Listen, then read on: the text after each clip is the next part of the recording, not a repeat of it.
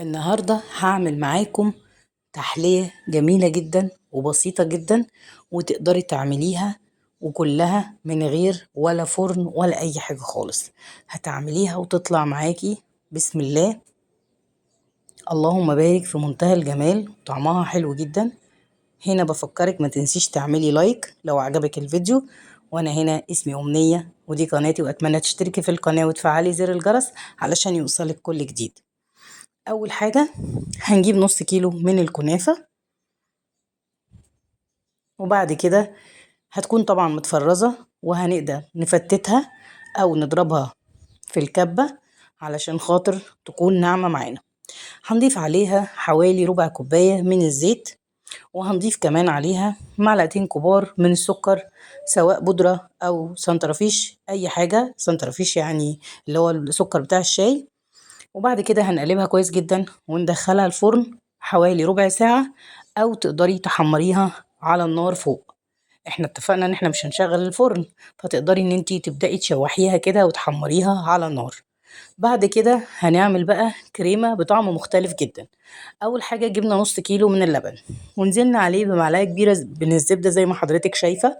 وبعد كده ضفنا عليهم معلقتين من السكر، وكمان هنضيف عليهم معلقتين من الدقيق. هنا الدقيق مش النشا، تمام.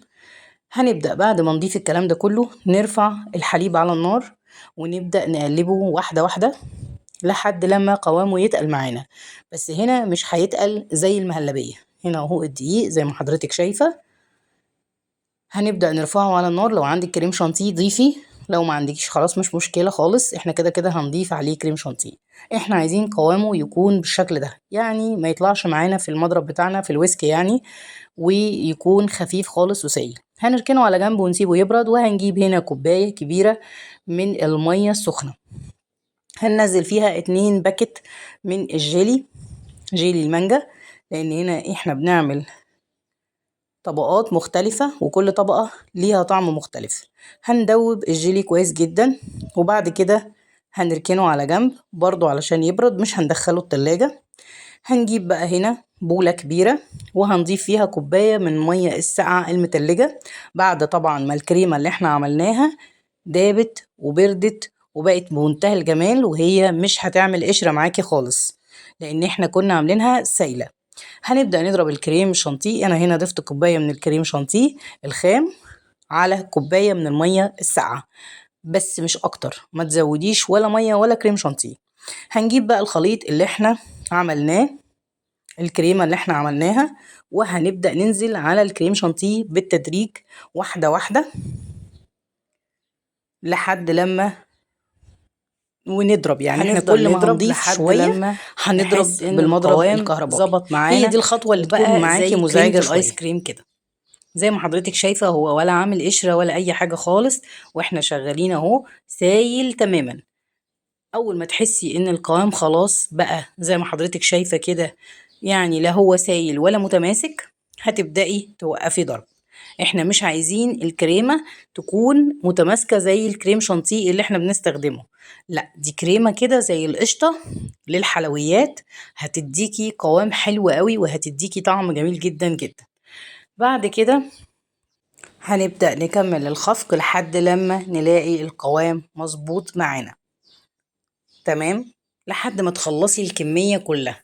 انا عايزة القوام يكون متماسك، مش عايزاه يكون سايل قوي ولا يكون تقيل قوي، تمام. هنفضل نضرب لحد لما يدينا القوام اللي احنا محتاجينه بالظبط. وطبعا في الوقت ده هتحضري طبعا القوالب بتاعتك اللي هتشتغلي بيها، ولازم كل حاجة تكون بتعمليها. يعني مثلا الجيلي تكوني بدأتي فيه وشلتيه على جنب، الكريم شانتيه اول ما تخلصي تركنيه على جنب، وتجيبي بقى الكبات بتاعتك وتبدأي ترصي فيها طبقة من الكنافة زي ما حضرتك شايفة. انا هنا عشان ما اطولش عليكي، بصي الكريمة بقى اللي احنا عاملينها قشطة دايبة دوب، ولما تدخليها التلاجة هتتماسك وتبقى في منتهى الجمال. هنجيب كل بولة ونضيف فيها الكريمة اللي احنا حطيناها، تقدري تضيفي بقى على حسب الكمية عندك يعني اسكبي فيها الكريمة.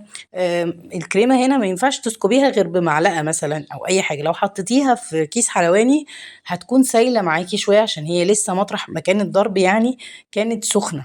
بعد كده هتبدأي تخلصي كل الكمية، تقدري تدخليها التلاجة تتماسك شوية علشان لما تضيفي عليها طبقة الجيلي تكون يعني دخليها الفريزر مثلا تاخد معاكي نص ساعة، علشان طبقة الجيلي لما تضيفيها ما تطلعلكيش الكريمة دي على الوش.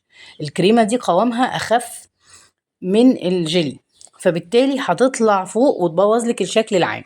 فانت دخليها بعد ما تخلصي الكريم شانتيه او الكريمه اللي احنا عملناها دي تعتبر كريمه لباني يا بنات، هنضيفها وندخلها في الفريزر حوالي نص ساعه. برضو الجيلي مش هيتماسك لان الجو حر جدا، فمش هيتماسك معاكي خالص يعني، بس هيكون برد. لما تكون الكريمة باردة وقوامها خفيف والجيلي كمان برد، لما تيجي تضيفيه هيكون معاكي مظبوط جدا. تمام. هنبدأ بقى نرص الكبات بتاعتنا ونبدأ ننزل عليها الجيلي. هنا انا بعد ما طلعتها بس بيني وبينك ما اخدتش يعني، سبتها حوالي 10 دقايق. هنا كنت مقطعة يعني منجيتين كده وضفتهم عليها. بقيت اضيف كده معلقتين 3 من المانجا وبعدين هضيف الجيلي. طبعا دي حرية شخصية، عايزة تضيف الجيلي على طول تمام هتبقى في منتهى الجمال. عندك مانجا تمام، برضو عندك اي نوع فاكهة انت تفضليه تقدري تضيفيه. انا هنا حبيت اعمل الكنافة بالمانجا بطريقة مختلفة جدا وطعمها حلو قوي، وهتبهر ضيوفك وولادك، ومش عايزة اقولك مش هيبطلوا يطلبوها غير الكنافة بالمانجا اللي احنا متعودين عليها. انا عملتها معاكم على القناة اكتر من مرة، بس بجد جربوها بالطريقة دي وان شاء الله تعجبكم. خلاص خلصنا الكمية. هنبدأ بقى نضيف الجيلي ودي آخر خطوة. زي ما حضرتك شايفة كده بشويش خالص، والجيلي هنا ولا يعني تقل ولا تماسك ولا أي حاجة، هو لسه ليكويد واحدة خالص واحدة سايل يعني في كل كب من الكبات بتاعتنا. وبعد ما تخلصي خالص الكمية كلها هتبدأي تدخليه التلاجة، هيقعد حوالي نص ساعة ساعة، هيكون جمد وفي منتهى الجمال وهيطلع معاكي في منتهى اللذاذة.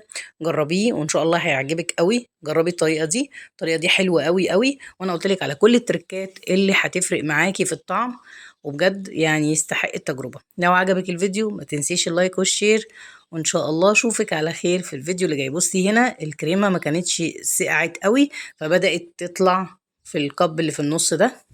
زيني بقى بأي حاجة وما تنسيش تصلي على النبي في التعليقات، والسلام عليكم.